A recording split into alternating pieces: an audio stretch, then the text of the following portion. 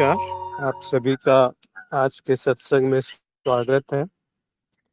सत्संग एक सुनहरा अवसर है हम सबको आपस में जुड़ने का और आध्यात्मिक विषयों पर बात करने के लिए एक अच्छा अवसर रहता है, जब अपने स्वरूप में झांकने का एक और मौका मिलता है। वैसे तो आप कभी भी किसी भी समय कुछ देर के लिए ही सही, कुछ सेकंड्स के लिए ही सही, अगर थोड़ी देर अपने सांस पर, अपने आप पर ध्यान देंगे तो बहुत आसान हो जाता है उससे जुड़ना, जिससे आप कभी अलग ही नहीं हुए, जो कभी दूर था ही नहीं। केवल एक भ्रम पाल कर रख लिया था, एक मान्यता बना ली थी कि कहीं और है वो जिसको प्राप्त करना है, जबकि है उल्टा।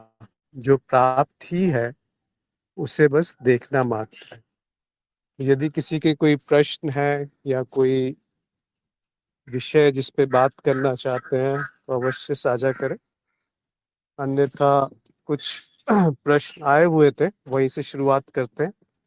इस बीच कोई कुछ बोलना चाहते हैं या कुछ लिखना चाहते हैं तो अपना विचार साझा कर सकते हैं। तो गौरव का एक प्रश्न आए हैं, दो तीन, कि जो बाहर है उसका अनुभव नहीं होता, इसलिए जो जाना जा रहा है वो अज्ञेय तथा उसकी छाया मात्र का ही अनुभव होता है। कृपया समझाएं। तो गौरव पता नहीं, आज अभी शायद जुड़े नहीं है। तो आप कह रहे हैं कि जो बाहर है उसका अनुभव नहीं होता, तो फिर किसका अनुभव होता है? जो अंदर है उसका अनुभव होता है? या आप कहना चाहते हैं कि जो बाहर है वो क्या है ये नहीं जाना जा सकता? ये वाक्य सही है, पर जो बाहर है उसका भी अनुभव हो रहा है और जो अंदर है उसका भी अनुभव हो रहा है, और ना कुछ बाहर है ना कुछ अंदर है। वो जो सीमा रेखा है वो एक काल्पनिक सीमा रेखा है, चाहे वो शरीर हो या मन हो या कोई और भी सीमा रेखा हो, वो सारी काल्पनिक सीमा रेखा है। तो केवल अनुभव है।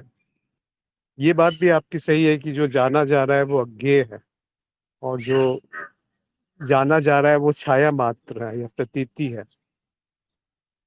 तो प्रश्न क्या है? जो बाहर है उसका अनुभव नहीं होता, इसलिए जो जाना जा रहा है वो अज्ञेय है तथा उसकी छाया का ही अनुभव है। तो ये तो जो आपने लिखा है थोड़ा सही है, थोड़ा सा इसमें त्रुटि ये है कि अंदर बाहर जैसा कुछ नहीं है, और जो भी अनुभव हो रहा है उसका तत्व क्या है वो अज्ञेय है। इसीलिए ये कहा जाता है कि वो प्रतीति है, या ये कहा जाता है कि जो अस्तित्व है उसका स्वयं का जो प्रकट रूप है, जो एक छाया है या प्रतीति है, या मतलब उस परिवर्तन है जो स्वप्न के जैसा है, इस तरह के शब्दों का प्रयोग, मिथ्या है, इस तरह के शब्दों का प्रयोग करते हैं। तो मिथ्या कहिए, माया कहिए, अनुभव कहिए, ये सब एक ही तरफ संकेत कर रहे हैं। फिर दूसरा प्रश्न है कि आप जिन वस्तुनिष्ठ चीजों का अनुभव होता है उनको किस प्रकार अज्ञेय माना जाए? तो जो वस्तुनिष्ठ यानी कि वस्तुओं में निष्ठा, या आप कहना चाहते हैं व्यक्तिनिष्ठ। तो अगर आप वस्तुनिष्ठ कहेंगे तो उसका अर्थ शायद ये निकलेगा कि जो वस्तुएं हैं, अगर आपको, आपने उनको, मतलब ठोस क्यों लगती है वो, और वो जो अनुभव होता है उनको अज्ञेय क्यों मान लिया जाए? क्योंकि उनका तो अनुभव हो रहा है और वो बहुत ठोस प्रतीत होती है, सत्य प्रतीत होती है। तो अज्ञेय शब्द जो है उसका अर्थ है कि उसका तत्व नहीं जाना जा सकता, यानी कि वहां है क्या ये नहीं पता चलेगा। फिर क्या पता चलेगा? जो परिवर्तन है वही केवल अनुभव में आता है। अगर परिवर्तन नहीं हो, कल्पना कीजिए, अगर परिवर्तन नहीं है तो अनुभव भी नहीं होगा। इसीलिए जो आप ठोस कहते हैं या वस्तुनिष्ठ कहते हैं या जो संसार कहते हैं, वो वास्तव में क्या ठोस है, इस पे थोड़ा मनन करने की आवश्यकता है। और अगर वो ठोस है तो किस आधार पे उसको ठोस कहा जा रहा है? क्या वो जो आधार है वो सूक्ष्म नहीं है। यानी कि जो इंद्रियों में आपको अनुभव हो रहे हैं वो तो सूक्ष्म है, और आपको तो किसी वस्तु का अनुभव नहीं हो रहा, केवल इंद्रियों से जो संवेदना आ रही है उन्हीं का अनुभव हो रहा है। तो हम कैसे इस किस आधार पे ये मान ले कि बाहर कुछ है? कहीं ऐसा तो नहीं जो अनुभव हो रहा है वो मेरे द्वारा ही कृत्य कुछ है? क्या ये संभावना हो नहीं सकती, जैसे कि स्वप्न में होता है? स्वप्न में जो भी कृति है, जो भी बना हुआ है, जो भी सृष्टि है, वो किसने बनाई?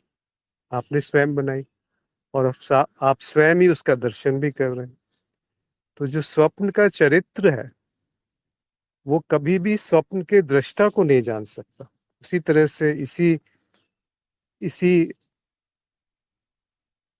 आप उदाहरण को अगर जागृत अवस्था में लाएंगे, तो जो जागृत व्यक्ति अपने आप को कुछ सम्मानता है वो अपने स्वरूप को नहीं जान सकता, इसीलिए उसको अज्ञेय कहा गया।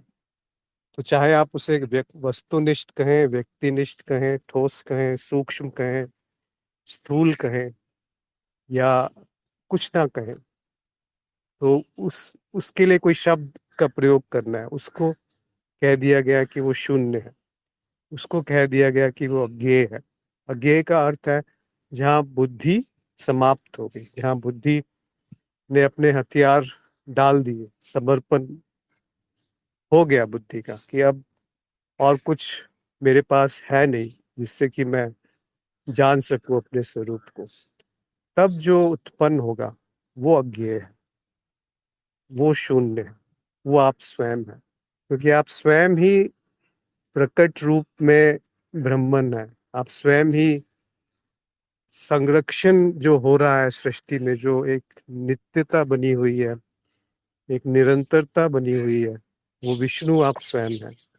और जो संहार है, जब उसका तहस नहस हो जाता है, जब उसमें बदलाव आता है, वो शिव भी आप स्वयं है, महेश भी आप स्वयं है। तो ये तीनों जो है मौलिक प्रक्रियाएं हैं। इसमें इसको कहीं ऐसा नहीं मानना कि ये ब्रह्मा विष्णु महेश कहीं ऊपर बैठे हुए हैं, क्योंकि जो चित्र भी हैं ब्रह्मा विष्णु महेश के, वो संकेतिक है, एक तरह से ये समझाने के लिए है कि क्या हो सकता है वो जो ये मौलिक प्रक्रियाएं हैं। आप ये समझिए ना कि अगर आप नहीं हैं तो विष्णु कैसे होंगे? मतलब विष्णु की कल्पना किसने की? किसी इंसान ने ही तो करी होगी, जो एक चित्र बना करके विष्णु के रूप में सामने प्रकट किया, या किसी ने दर्शन किए होंगे, क्योंकि वो भी तो कल्पना ही है। दर्शन जो होते हैं बाहर, वो आपके मन की कल्पना है। तो संसार में कुछ भी अच्छा बुरा नहीं है, और संसार में कहीं भी सुख दुख नहीं है। आपका जो मन की स्थिति है उससे सुख और दुख का निर्माण होता है। ऐसा नहीं है कि कोई बाहर से आपको सुखी कर सकता है या दुखी कर सकता है। आप स्वयं ही सुखी होते हो या दुखी होते हो। इस पे थोड़ा मनन करने की आवश्यकता है। इसको सुन के मानना नहीं है, इसको इस पे विश्वास जैसा कुछ भी नहीं। तो जो आप व्यक्तिनिष्ठ या वस्तुनिष्ठ वस्तु बोलते हैं, वो सब एक मिथ्या रूपी अनुभव ही है जो परिवर्तन है। अगर वो परिवर्तन नहीं रहेगा तो कोई भी अनुभव नहीं है। इसीलिए नाद की जो कल्पना की है, एक प्रतिरूप, एक मॉडल बना दिया है नाद का, कि जो सबसे मौलिक परिवर्तन है वो नाद है। और वही नाद जब ठोस होता है, जब स्थायी होता है, तो वो स्मृति या चित्त बनता है, और वही आगे जाकर के चित्त वृत्ति के रूप में या चित्त की परतों में प्रकट होता है। तो ये बहुत बहुत एक विश्वसनीय सा मॉडल है, एक प्रतिरूप है, जिससे कि सारी बुद्धि के प्रश्न शांत हो जाते हैं। फिर वहां पर बुद्धि आगे जा नहीं पाती। इसीलिए इसको, अब नाद क्या है वो नहीं पता, इसीलिए इसको अज्ञेय कहते हैं। या स्मृति क्या है वो भी नहीं पता, इसीलिए उसको अज्ञेय कहा गया है। फिर तीसरा प्रश्न है, यदि जो अनुभव होते हैं वे भी एक प्रकार का विकार है, जबकि अनुभव करता निर्विकार है, तथा जो भी अनुभव हो रहा है वह सब माया है, मिथ्या है, तब हम अनुभवकर्ता को निर्विकार कैसे समझें। मुझे लगता है शायद आपका प्रश्न ये है कि जब अनुभवकर्ता और अनुभव एक ही है तो अनुभवकर्ता को निर्विकार कैसे समझा जाए। शायद इस तरह से आप कुछ पूछना चाह रहे हैं। तो ये दो अलग अलग स्तरों पर जो मिश्रण है उसके कारण इस तरह का उलझन पैदा होती है। जबकि सत्य क्या है कि अनुभव और अनुभवकर्ता दो है ही नहीं, एक है। अगर आप उस दृष्टि से देखेंगे तो उस स्तर पे सारी प्रश्न जो है वो मूल से समाप्त हो जाएंगे। वहां पर फिर पूछने वाला ही नहीं रहेगा तो उत्तर कौन देगा। फिर जो उत्तर आएगा भी और जो उत्तर को जानेगा वो दोनों एक ही हो जाएंगे ना। तो अद्वैत इसीलिए कहा उसे। तो उस संदर्भ में वो एक है, पर वो एक है ये कैसे जाना जाए। इसको तो कोई तरीका नहीं है जानने का कि वो एक है, क्योंकि जब भी उसको जानेंगे तो वो द्वैत में ही जाना जाएगा। यानी कि उसमें एक जानने वाला होगा और एक वो होगा जो जाना जा रहा है। जब ऐसा है कि आपका कभी भी ऐसा अनुभव नहीं हुआ कि जो अद्वैत है, तो उस पर विश्वास कैसे किया जाए। यहाँ पर आपको अपनी बुद्धि का उपयोग करना है और अनुभव का उपयोग करना है और गुरु कृपा आवश्यक है। तब जाकर के ये जो अद्वैत है वो समझ में आता है। उस स्तर पे वो एक है।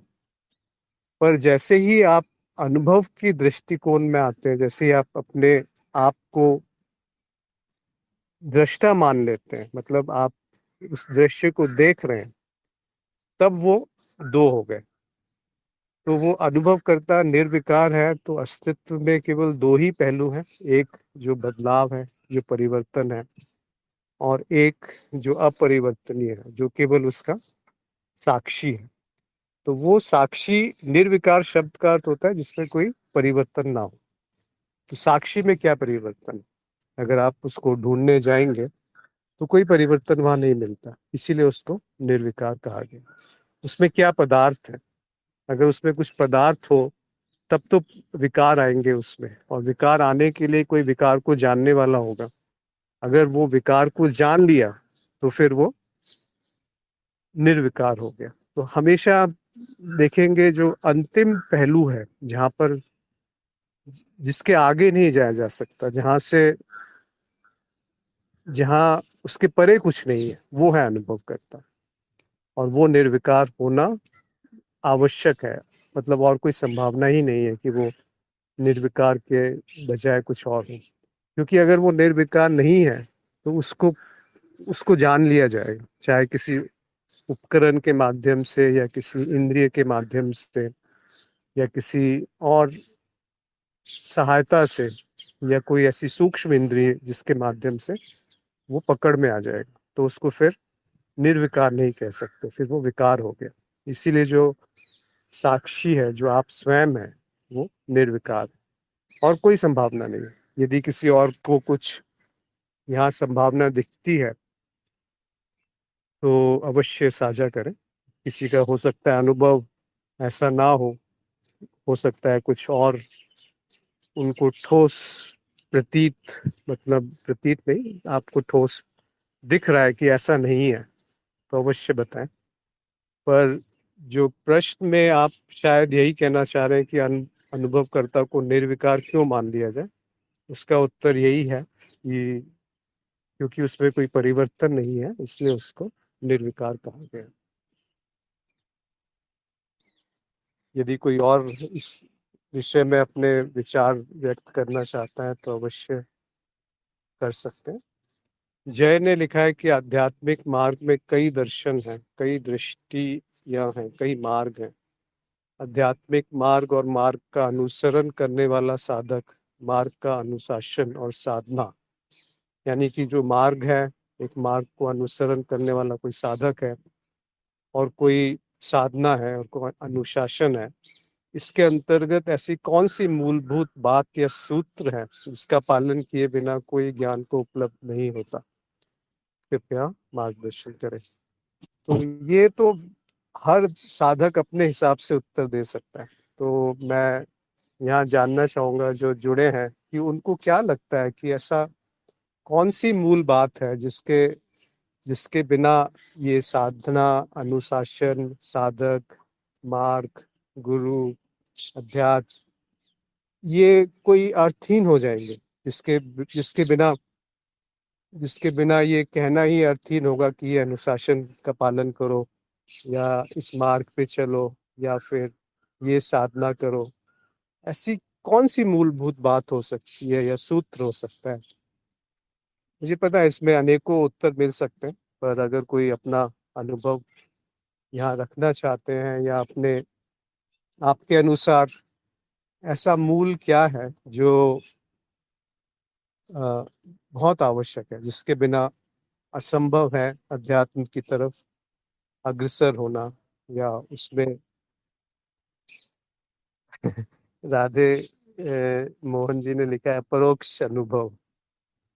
तो आपके कहने का अर्थ है कि अपरोक्ष अनुभव नहीं होगा तो अध्यात्म नहीं होगा। ये भी सही है, पर अनुभव तो हमेशा अपरोक्ष ही होता है। क्या परोक्ष अनुभव नाम की कोई चीज है? देखिए, अपरोक्ष का शब्द का अर्थ क्या है कि कोई बीच में है नहीं, सीधा डायरेक्ट डायरेक्ट एक्सपीरियंस, मतलब बीच में कुछ भी नहीं है। तो बीच में अभी क्या है? प्रत्यक्ष। या आप सही कहा आपने, प्रत्यक्ष। तो प्रत्यक्ष का अर्थ क्या है कि बीच में कुछ नहीं है, सीधा आप देख रहे हैं। पर आप सीधा कैसे देख रहे हैं? क्या वो जो सीधा देख रहे हैं वो सीधा देख रहे हैं? आप तो इंद्रियों को देख रहे हैं और इंद्रियों के माध्यम से जो सूचना आ रही है उसको देख रहे हैं। तो वो प्रत्यक्ष कैसे होगा? फिर आप कहेंगे नहीं, इंद्रियों को जो देखा जा रहा है वो प्रत्यक्ष है। अच्छा, पर वो इंद्रियां जो देखा जा रहा है वो तो कुछ है नहीं, वो मन है। फिर आप कहेंगे कि नहीं नहीं, मन को जो देखा जा रहा है वो प्रत्यक्ष है। फिर अब देखेंगे कि जो मन को देखा जा रहा है वो किस माध्यम से देखा जा रहा है, तो वहां तो कुछ भी नहीं। तो हर अनुभव प्रत्यक्ष अनुभव ही है, हर अनुभव अपरोक्ष अनुभव ही है। प्रत्यक्ष तो नहीं कहना चाहिए, अपरोक्ष अनुभव है, मतलब बीच में कुछ नहीं है। क्योंकि प्रत्यक्ष शब्द का दूसरा अर्थ भी आता है, पर अपरोक्ष शब्द बिल्कुल स्पष्ट है, जो जो किसी माध्यम के द्वारा नहीं किया जा रहा। ऐसा कौन सा अनुभव है जिसमें माध्यम की आवश्यकता होती है? तो उसका एक मॉडल है कि इंद्रियों की आवश्यकता होती है, अगर इंद्रियां नहीं है तो अनुभव नहीं है। पर वो भी मॉडल है, क्योंकि इंद्रियां स्वयं एक अनुभव है। तो इंद्रियों का अनुभव हमेशा अपरोक्ष होता है। तो अपरोक्ष अनुभव तो सभी को हो रहा है, पर सब अध्यात्म में तो नहीं है। राजीव ने लिखा है कि इच्छा। जी, बहुत सही उत्तर है राजीव जी का, इच्छा। कि अगर आपके अंदर वो जिज्ञासा, वो प्यास, वो वासना नहीं है कि मुझे अपने स्वरूप को जानना है, तो एक भी कदम अध्यात्म में बढ़ नहीं सकता। सुमा ने लिखा है जिज्ञासा। जी हाँ, बिल्कुल सही कह रहे हैं। तो अ, राम कुमार जी ने लिखा है परोक्ष अनुभव जो किताब से किया जा सकता है, दूसरों का अनुभव परोक्ष है। ये दूसरे कौन है? दूसरे भी तो एक अनुभव ही है ना। परोक्ष अनुभव जो किताब से किया जा सकता है, यानी आप कह रहे हैं कि किसी और का अनुभव है, उसने अपने अनुभव को बयान किया है, आपने उसको सत्य मान लिया है, तो वो परोक्ष अनुभव है। पर केवल वही परोक्ष अनुभव नहीं है। परोक्ष अनुभव की आप परिभाषा में जाएंगे तो परोक्ष अनुभव का अर्थ है जब किसी के ऊपर निर्भर करके कोई अनुभव लिया जाए, वो परोक्ष अनुभव है। जब आप उस माध्यम को हटाने लगेंगे एक एक करके, जैसे एक माइक्रोस्कोप है, माइक्रोस्कोप से आप एक छोटी से छोटे अणु के भी बहुत छोटे हिस्से को देख सकते हैं, मतलब छोटे से छोटे कीटाणुओं को भी आप बहुत विस्तार में देख सकते हैं। तो वो एक उपकरण है, एक माध्यम है। तो वो परोक्ष अनुभव हो गया, क्योंकि आपने किसी की मदद ली उस अनुभव को पाने के लिए। अपरोक्ष अनुभव का अर्थ है कि आप सारे माध्यम हटा दीजिए। तो एक है जो भौतिक उपकरण है, फिर आप शरीर में देखिए तो शरीर भी एक अनुभव है। पर शरीर का अनुभव कैसे हो रहा है? तो उसमें कहा जाता है कि इंद्रियों के माध्यम से हो रहा है। पर इंद्रियों का अनुभव कैसे हो रहा है? वही जो अभी बात करी थी, इंद्रियों का अनुभव बिना मन के नहीं संभव है। अगर मन को हटा दें तो इंद्रियों से अनुभव होना ही नहीं संभव है, असंभव है। तो कहेंगे कि केवल मन का अनुभव हो रहा है। अब मन का अनुभव किससे हो रहा है? अब आप निरुत्तर हो जाएंगे, क्योंकि कोई उत्तर नहीं मिलेगा। इसीलिए कहा है जो मन है वो उससे भिन्न नहीं है जो अनुभव कर रहा है, इसीलिए जो संसार है वो उससे भिन्न नहीं है जो साक्षी है, इसीलिए जो दृष्टा है वो दृश्य से भिन्न नहीं है। तो आशा है ये स्पष्ट हुआ होगा। आगे चलते हैं। खैर, आपने अब ये जिज्ञासा की बात कही, या प्रत्यक्ष की बात कही, या इच्छा की बात कही, या अनुभव की बात कही, जो मूल है, आ, मेरे अनुसार मूल है जिज्ञासा, बिल्कुल सही है। और दूसरा है मूल ध्यान। अगर आपके अंदर प्यास है कि कुछ जानना है, अपने स्वरूप को पहचानना है, तो वो जो दूसरा महत्वपूर्ण पहलू है वो ध्यान आता है। ध्यान का अर्थ है कि किसी एक विषय पर एकाग्र होकर के बैठ जाना। तो जब जिज्ञासा उत्पन्न होती है तो उस किसी भी एक पहलू को आप उठा करके उसको उसकी गहराई में उतरने लगते हैं, वो ध्यान है। और ध्यान वैसे तो हर क्षण हर जगह उपलब्ध है, पर जब वो एकाग्र होकर एक विषय पर केंद्रित हो जाता है तो उससे अर्थ जो है वो अलग दिखाई पड़ता है, उसका जो तत्व है वो प्रकाशित होने लगता है, उसका जो मूल है वो दिखने लगता है अपरोक्ष रूप में, कि और कुछ है नहीं, हम कुछ सहारा नहीं मिलेगा, कहीं खड़ा हुआ नहीं जा सकता, बस जो है वो है। फिर शब्द भी निरर्थक से रहेंगे, फिर कोई अर्थ नहीं है शब्दों का। फिर मौन उपजेगा, फिर ज्ञान उपजेगा, फिर प्रेम उपजेगा, फिर शांति, और फिर आनंद। ये सब प्राप्त नहीं करने हैं कि कुछ कुछ करके ये मिलेंगे, ये आपका स्वरूप है। तो दिखते क्यों नहीं है? क्योंकि जो आप नहीं है वो अपने आप को मानकर कुछ कल्पना में खो जाते हैं सब लोग। एक तरीके से एक काल्पनिक संसार में हम जी रहे हैं, जबकि जो भी संसार है वो आपके भीतर है। देखिए ना, आप कोई भी अनुभव करते हैं वो बाहर भीतर का अर्थ क्या है? मतलब क्या आपसे जुदा है? वो कभी भी आपसे जुदा हुआ है? जब कभी आपसे वो जुदा ही नहीं हुआ, अलग ही नहीं हुआ, पृथक नहीं हुआ, तो बाहर कैसे हो गया? कौन सा अनुभव बाहर है? यहाँ कोई है जो बता सकता है कि ऐसा कौन सा अनुभव है जो बाहर है? जहां आप हैं वही तो अनुभव है। अगर आप नहीं है तो क्या अनुभव है? तो हर अनुभव अपरोक्ष अनुभव है, और हर अनुभव आपको अपने स्वयं का अनुभव हो रहा है। तो सबसे मूल है जिज्ञासा।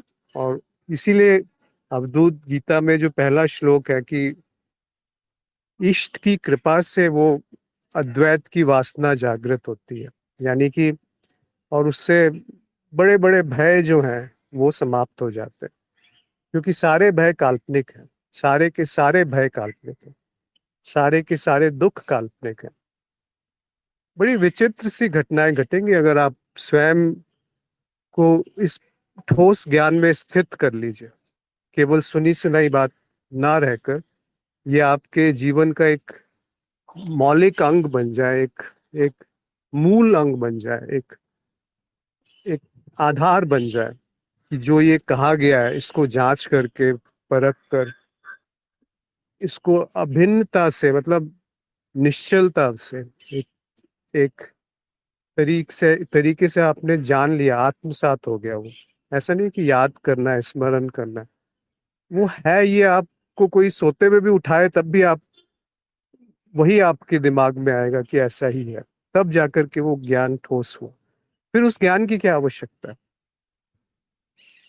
जैसे आपको एक मौलिक चीज पता चल गई कि 2+2 = 4। अब इसको बार बार स्मरण थोड़ी करना है, इसको बार बार याद थोड़ी करना है।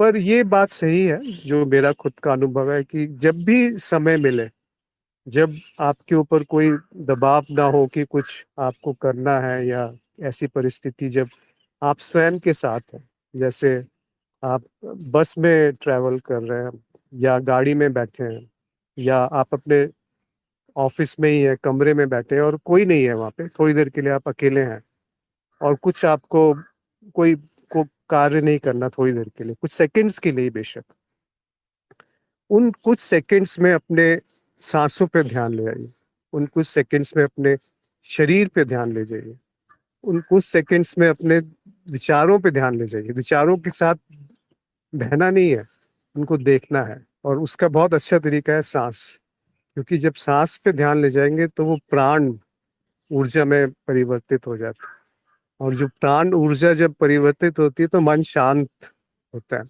और जब मन शांत होता है तो सांसें फिर शांत होने लगती है, तो दोनों एक दूसरे से जुड़ जाते हैं, और जो शरीर में संवेदना है वो प्रकट होने लगती है, जिनको हम इतना ज्यादा दबा देते हैं कि कुछ और नई संवेदना चाहिए, ताकि जो वास्तविक संवेदना है, जो संदेश शरीर भेज रहा है, वो छुप जाता है, दब जाता है।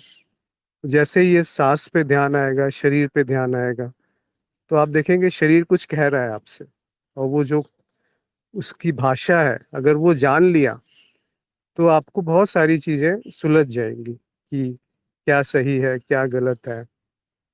तो उससे एक दूरी बना लीजिए, पहले तो उसे देखिए, फिर उससे हल्की हल्की सी दूरी बनने लगेगी, अपने आप बनेगी स्वतः, क्योंकि वो है, वो द्वैत में है, शरीर अलग, मन अलग, सांस अलग, प्राण अलग, पर अद्वैत में तो वो एक ही है। तो वो पहले दूरी बनती है, फिर वो दूरी समाप्त होने लगती है।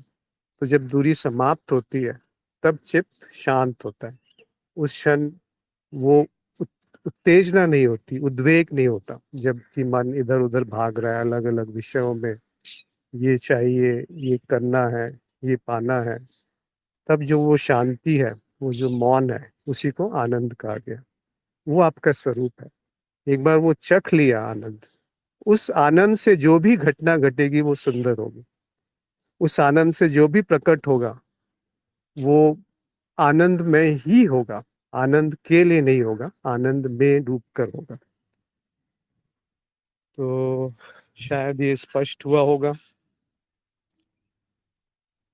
आगे चलते हैं। अनुभवहीन ने एक प्रश्न किया था कि भाव के बारे में बताएं। स्वभाव, साक्षी भाव, मनोभाव और भावातीत, ये चार शब्द हैं। ये इन चारों शब्दों का क्या अर्थ होता है?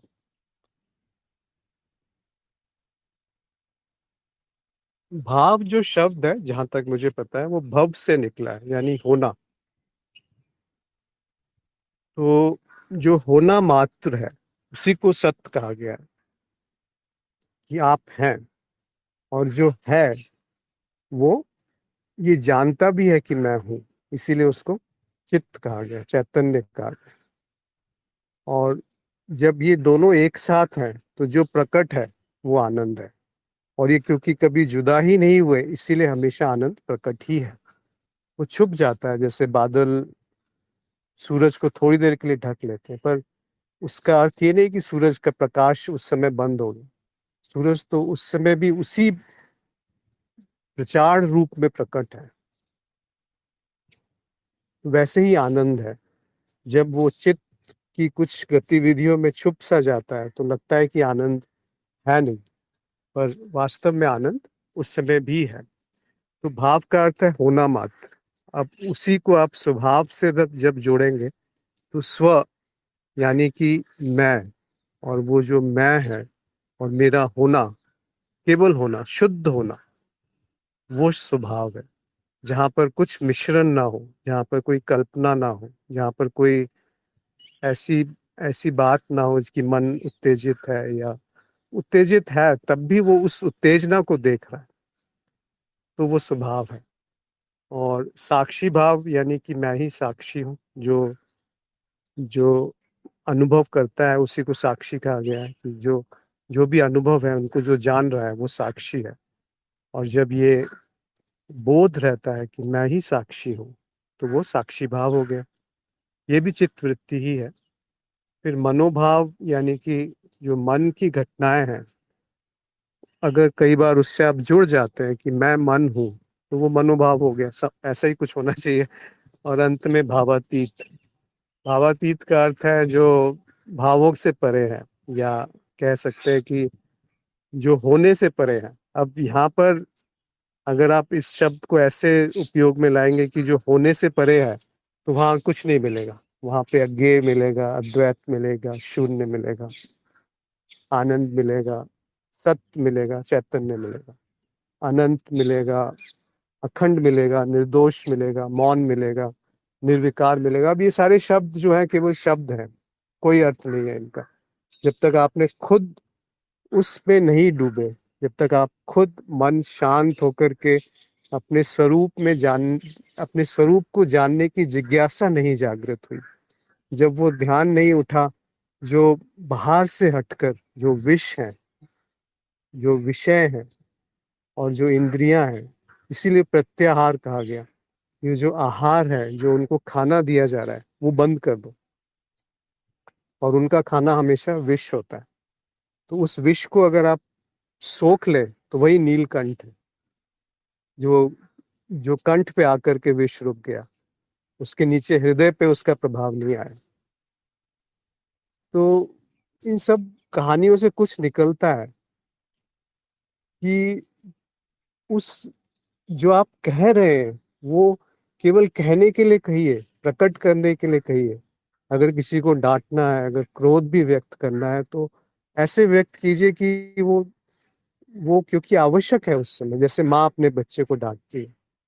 पर हृदय में नहीं जाने दीजिए उसको, तब जाकर के अनाहत जिसको कहते हैं, या जहाँ पर प्रेम प्रकट होगा। अगर वो हृदय में पहुंच गया, जो बुद्धि है अगर हृदय में आ गई, तो फिर प्रेम कहाँ।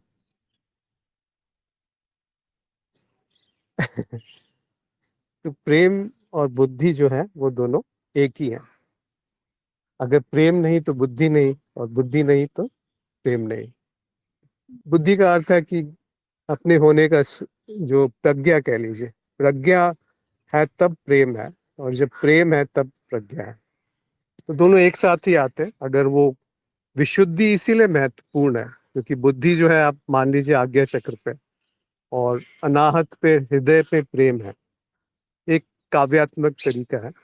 तो विशुद्धि जो है, जो उसका प्रकट रूप है, वो दोनों का मिश्रण है, वो आपकी साधना है।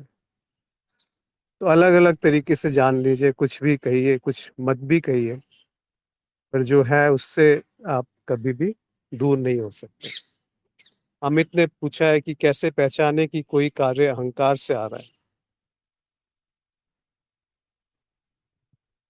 इसके बहुत सारे लक्षण हैं। अहंकार से आ रहा है तो वो दुख प्रकट होगा, अहंकार से आ रहा है तो उसमें क्रोध आएगा, उसमें लोभ होगा, या उसमें मोह होगा। तो इसका अर्थ है कि वो अहंकार से आया है। लोभ का अर्थ है कि मुझे और कुछ चाहिए, तो मैं आ गया ना वहां पे, मुझे चाहिए, जो अभी है वो बहुत नहीं है। या मोह आ गया कि जो आप है नहीं, जो दूसरा नहीं है, और आपने उसको कुछ कल्पना कर ली और अपनी कुछ कल्पना कर ली और उससे जुड़ गए, तो वो मोह हो गया, जिसको भ्रम भी कहते हैं। तो अहंकार से मोह और लोभ उत्पन्न होते हैं, क्रोध उत्पन्न होते हैं।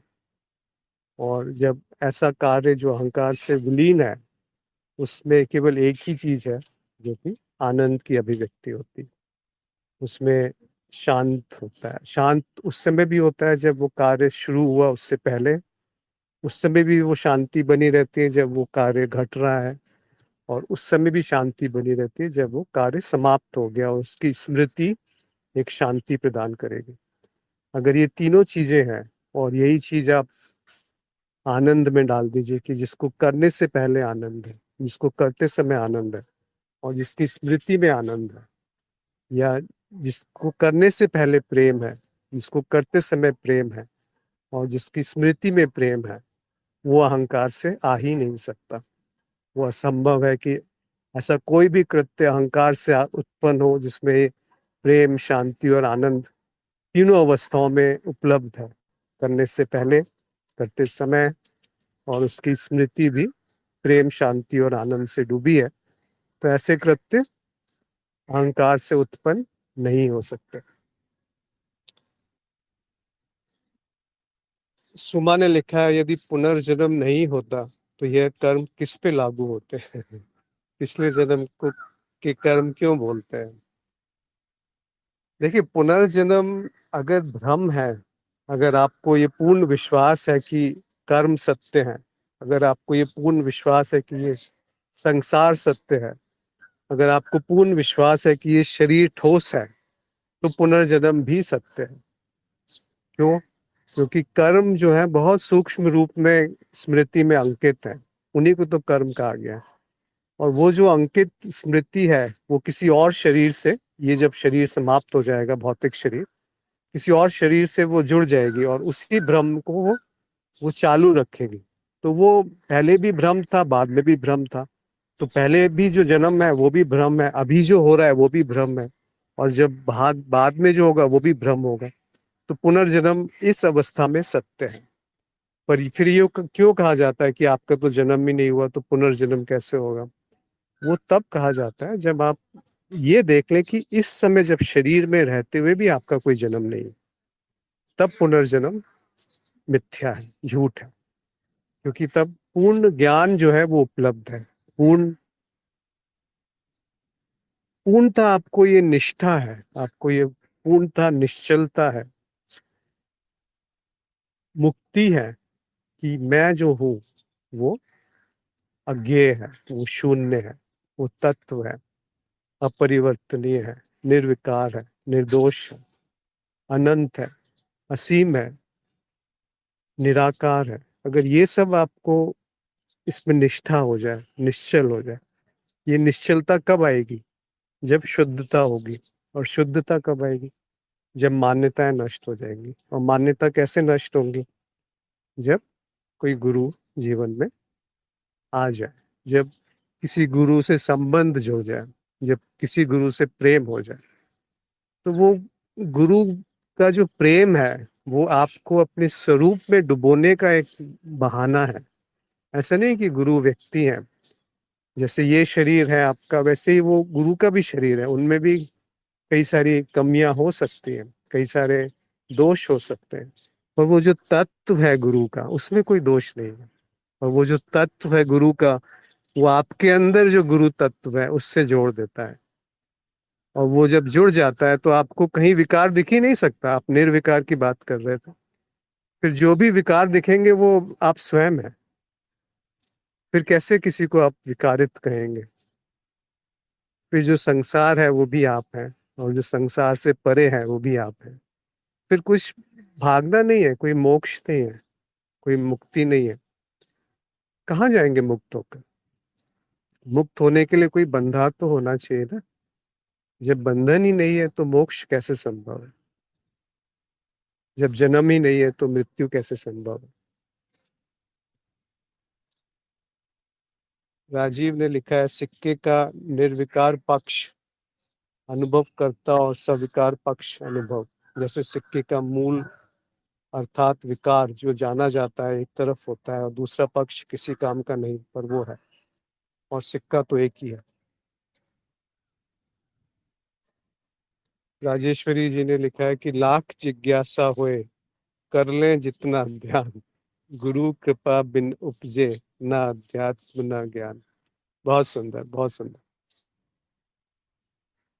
देखिए, आप चाहे जिज्ञासा बोल लीजिए चाहे ध्यान बोल लीजिए, इसको भी इन्होंने वो नस्ते नाबूद कर दिया कि दोनों बेकार हैं। किस पे निर्भर हैं दोनों? क्योंकि गुरु कृपा पे निर्भर है। देखिए, जिज्ञासा कैसे उत्पन्न होती है? अगर कृपा नहीं है तो जिज्ञासा नहीं है। ध्यान कैसे आएगा? अगर ज्ञान नहीं है तो ध्यान नहीं आएगा। अगर प्रेम नहीं है तो ध्यान नहीं आएगा। तो वो सब कुछ जो है वो अंत में कृपा पे आकर ठहर जाता है। ऐसा मत समझिएगा कि गुरु कृपा कभी है कभी नहीं है, वो तो अनंत है, असीम है।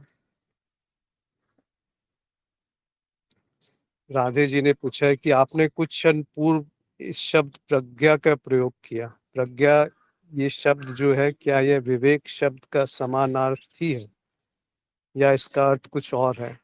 आपके अनुसार इसका क्या अर्थ समझा जाए? प्रज्ञा का अर्थ होता है जब बुद्धि शुद्ध हो जाती है। शायद ये बहुत बार बात हो चुकी है। जब बुद्धि अशुद्ध है तो वो तहस नहस कर सकती है ना। ऐसा नहीं कि जो न्यूक्लियर बॉम्ब बना रहा है उसमें बुद्धि नहीं है, पर उस बुद्धि का उपयोग गलत तरीके से किया गया। ऐसे ही कई लोग बुद्धि का उपयोग करते हैं किसी और से कुछ हथियाने के लिए, जैसे बैंक में रॉबरी करने के लिए भी तो बुद्धि का उपयोग किया जाता है। तो वो बुद्धि एक चाकू की तरह है, उससे आप सही तरह से पकड़ेंगे तो उसका उपयोग किया जा सकता है। अगर आप गलत तरीके से पकड़ेंगे या गलत, किसी बंदर के हाथ में उस्तरा क्यों कहा जाता है, किसी बच्चे को चाकू से क्यों दूर रखा जाता है, क्योंकि बच्चे को पता नहीं कि उसको कैसे पकड़ना है। अगर पैनी तरफ से पकड़ लिया तो कट जाएगा हाथ। ऐसी ही बुद्धि है। उस बुद्धि का उपयोग करके उस बुद्धि के स्रोत पे जब जाने की जिज्ञासा उत्पन्न होती है तो बुद्धि की जो अशुद्धि है वो कम होने लगती है। फिर वो जो बुद्धि है वो शुद्ध रूप में प्रकट होती है कि मेरा स्वरूप क्या है, मैं कहाँ से उत्पन्न हुई हूँ, क्या मेरा कुछ सीमा है, क्या मेरा कुछ अंत है, क्या मेरा कुछ प्रारंभ है, कहीं से शुरू हुई है, क्या आधार है उस इस होने का, कौन जान रहा है कि ये बुद्धि है, क्या मैं बुद्धि से भिन्न नहीं हूँ, और अगर मैं बुद्धि से भिन्न हूँ तो क्या वो एक उपकरण नहीं है, और अगर वो उपकरण है तो उस उपकरण को कौन देख रहा है। जब ऐसे प्रश्न उत्पन्न होंगे तो बुद्धि शुद्ध होने लगेगी। शुद्ध होने का अर्थ है कि उसमें मान्यताएं हटने लगेंगी, उसमें जो मतारोपण है वो छूटने लगेंगे, वो निर्दोष होने लगेगी। ऐसी निर्दोष बुद्धि को प्रज्ञा कहा गया है। इस निर्दोष बुद्धि में या प्रज्ञा में ये संभावना पहली बार उत्पन्न होती है कि वो अपने स्वरूप की तरफ अग्रसर हो सके, अपने स्वरूप को पहचान सके, अपने आनंद, शांति, प्रेम इसमें डूब सके, इसको जान सके कि ये क्या है। राजेश्वरी जी ने लिखा है, प्रज्ञा से विवेक जागृत होता है। हाँ ये कुछ भी कह लीजिए, विवेक से प्रज्ञा जागृत होती है या प्रज्ञा से विवेक जागृत होता है, मूल तत्व वही है कि उसमें अशुद्धियां समाप्त होने लगती हैं। विवेक का अर्थ क्या है कि जो जैसा है उसको वैसा जान पाना विवेक है। अगर सुख है तो सुख को दुख नहीं मान लेना और दुख को सुख नहीं मान लेना। जो नित्य है उसको अनित्य नहीं मान लेना और जो अनित्य है उसको नित्य नहीं मान लेना। ये विवेक है। अब इस विवेक दृष्टि कैसे आएगी जब तक शुद्धि ना हो। तो आप चाहे उसे विवेक से प्रज्ञा जागृत होती है ये कह लीजिए, या प्रज्ञा से विवेक दृढ़ होता है ये कह लीजिए, दोनों लगभग एक दूसरे के पूरक हैं। आप शब्दों में क्यों फंस रहे हैं राधे जी, कि यानी कि विवेक और प्रज्ञा दो पृथक अर्थधारी शब्द हैं। वो चाहे 10 शब्द और निकाल लीजिए, बुद्धि, विवेक, ज्ञान और क्या क्या और कह सकते हैं इसको, पर शब्दों में क्या रखा है। क्या वो शुद्धता है, क्या वो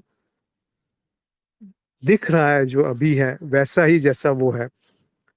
अगर वो दिख रहा है वैसा ही जैसा वो है तो शब्द निरर्थक है। चाहे बुद्धि कहिए, विवेक कहिए, प्रज्ञा कहिए, कुछ भी कहिए, बेकार है। क्यों? क्योंकि वो उसको पकड़ना है जो है और वैसे ही पकड़ना है जैसा वो है।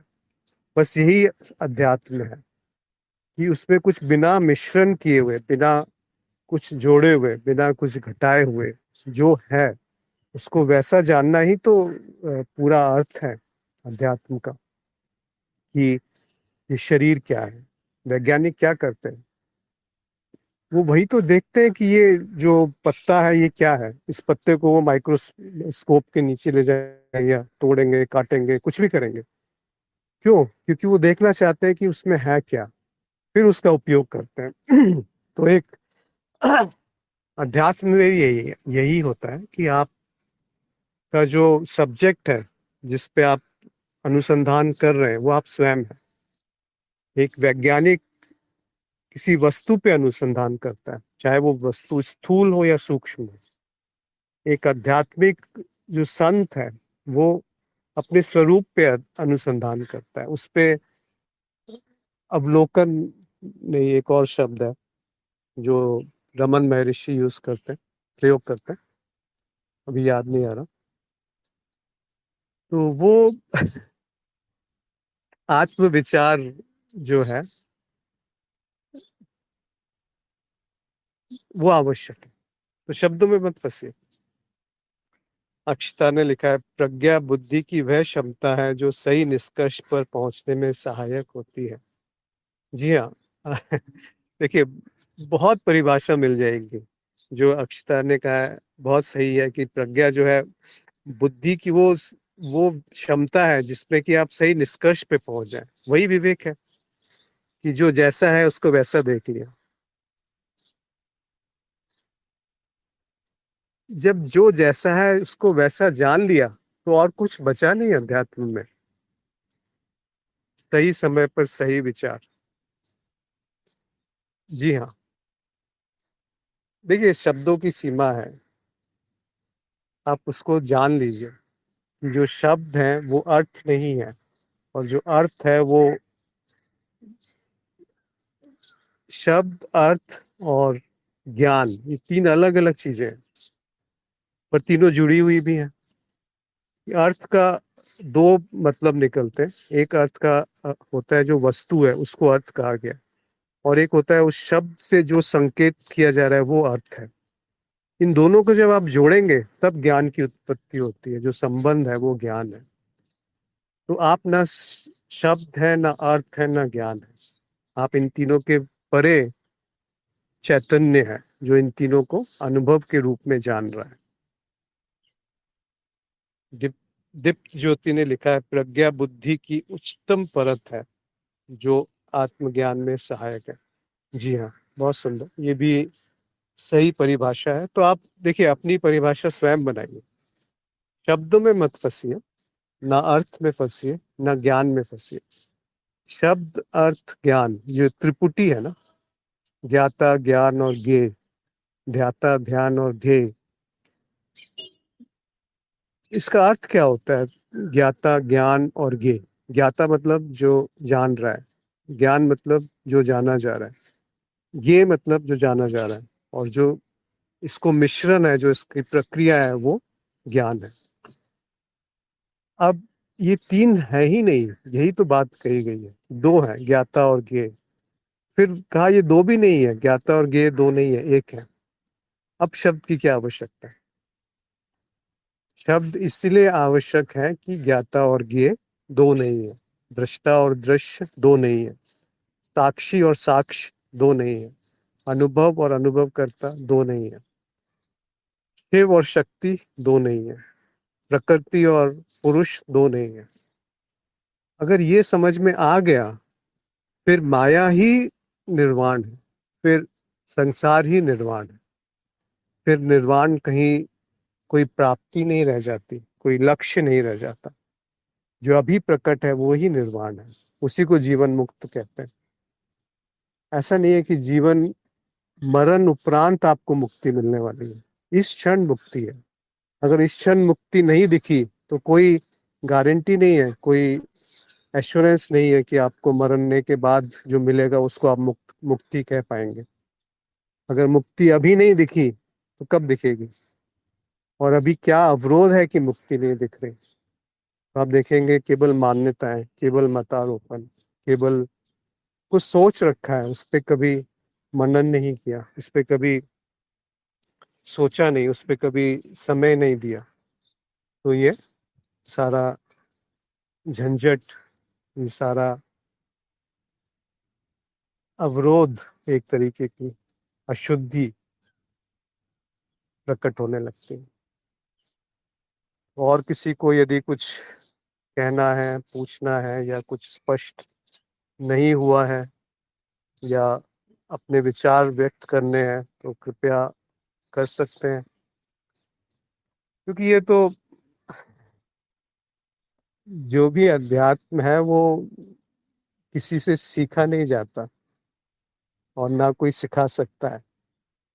ये जो अध्यात्म है ये अध्ययन है। किसका अध्ययन है? अपने आप का अध्ययन है। उसके लिए आपको क्या आवश्यक है? आप स्वयं का होना आवश्यक है। और स्वयं के होने के लिए क्या करना है? कुछ करना है? स्वयं हूँ ये जानने के लिए क्या करना है? कुछ करना है? या जो किया जा रहा है उसको छोड़ना है? जो मान लिया है उसको त्यागना है? और जो त्यागा जा रहा है उसमें जो त्याग कर रहा है ये जान रहा है, वहां तक पहुंचना है। तो ना कुछ त्याग है ना कुछ भोग है। जो भोग है वो भी त्याग है, और जो त्याग है वो भी भोग हो सकता है। तो भोग और त्याग विरोधात्मक नहीं है, एक साथ चलते हैं। क्योंकि ना त्याग है और ना भोग है, आप दोनों के परे हो। अब जब दोनों के परे हो, फिर अब क्या रह गया? क्या करना रह गया? क्या पाना रह गया? क्या जानना रह गया? कब शांत होगी बुद्धि? कब वो अपने स्वरूप की तरफ अग्रसर होगी? कब वो जिज्ञासा जागृत होगी कि वो ध्यान जो है अपनी तरफ केंद्रित हो, ना कि बाहर की तरफ केंद्रित हो। वो ध्यान जो स्वयं की तरफ केंद्रित है वो उत्तम है। वो वो सुंदर है। क्योंकि वो एक बार आपको प्राप्त हो गया कुछ सेकंड के लिए, चाहे बेशक एक दिन में, फिर आप देखेंगे कि वो उस समय भी प्रकट है जब आपका ध्यान बाहर की तरफ केंद्रित है।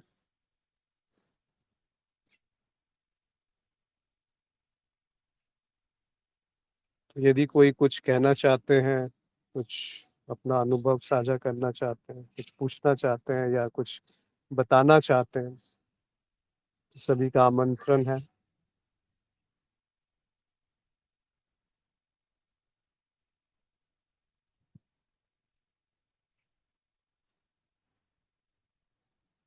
एको दृष्टा असि सर्वस्य मुक्त प्रायो असि सर्वदा अयमे भी ते बंध दृष्टाम पश्यत इत्रम।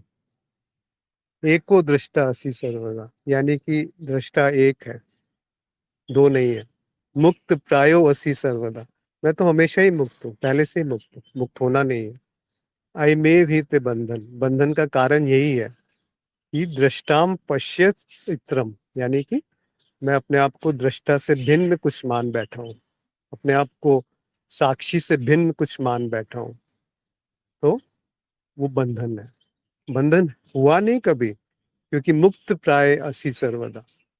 और एको दृष्टा असी, मतलब एक ही दृष्टा है। अब आप इस पे अनुसंधान कीजिए, विश्वास मत कीजिए। ये एक अष्टावक्र गीता का श्लोक है। एको दृष्टा असी सर्वस्य मुक्त प्रायो असी सर्वन अयमे भी ते बंध पश्यस इत्रम, ऐसे कुछ है। पश्यस दृष्टा इत्रम, मतलब अपने आप को दृष्टा से भिन्न मान लिया है। इत्रम का अर्थ है भिन्न।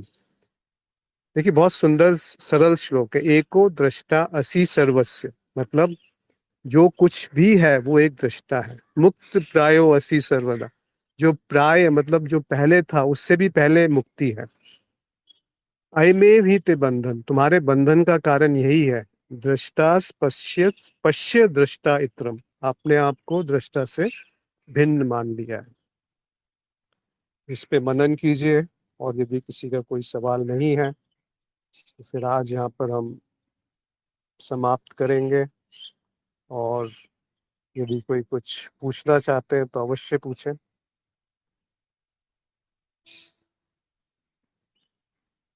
कोई बोलना चाहता है तो अनम्यूट करके बोल सकते हैं।